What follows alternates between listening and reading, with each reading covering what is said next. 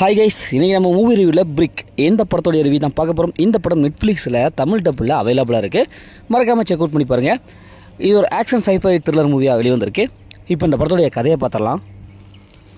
சிட்டியில் இருக்கிற ஒரு ஃபேமஸான ஒரு அப்பார்ட்மெண்ட் இருக்குது. ரொம்ப அழகாக இருக்குது. இந்த அப்பார்ட்மெண்ட்டில் நம்ம ஹீரோயின் குடி போகிறாங்க.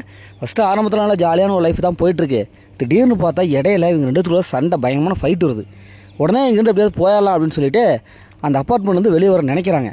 ஆனால் அந்த மதில் சுவர், அவங்க வீட்டு மதில் சுவரை தாண்டி இவனால் வெளியே வர முடியல. என்னதான் உடைச்சு பார்த்தாலும் உடைக்கவே முடியல. பக்கத்து வீட்டு மதில் சுவரை பார்த்தா உடையுது, அதுக்கடுத்து மதில் சுவர் உடையுது.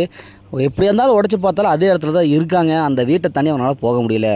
இப்போ இறுதியில் இவங்க அந்த வீட்டை விட்டு வெளியே வந்தாங்களா இல்லையா, அப்படி என்ன அந்த வீட்டு மதில் சுவரில் மர்மம் இருக்குது அப்படிங்கிறது தான் இந்த படத்துடைய ஒன்லைன். இப்போ இந்த படத்துடைய பாசிட்டிவ்னு பார்த்தாவே ஹீரோயின் அவங்க ரெண்டு பேர்த்த ஃபாலோ பண்ணாமல் இந்த படத்தை பார்த்து முடிச்சிடலாம். படம் ஒரு 10 நிமிஷத்துலேயே டேக்கப் ஆகுது. படத்தோட ஸ்க்ரீன் பிளே பொறுத்தளவுக்கு அடுத்தது என்ன நடக்கும் அப்படிங்கிற ஒரு வைப்பு நமக்குள்ளே ஏற்படுத்திடுறாங்க. என்னடா அது ஒரு மதில் சுவர் உடைக்கவே முடியலையே, அது சுற்றி என்ன அப்படின்னு சொல்லிட்டு அந்த பின்னணி கதையை சொல்லுவாங்க. அதெல்லாம் நல்லாவே வந்திருக்கு. படத்தில் மற்ற கேரக்டருக்கும் கொஞ்சம் நடிக்கிறதுக்கு நான் ஸ்பேஸ் கொடுத்துருக்காங்க.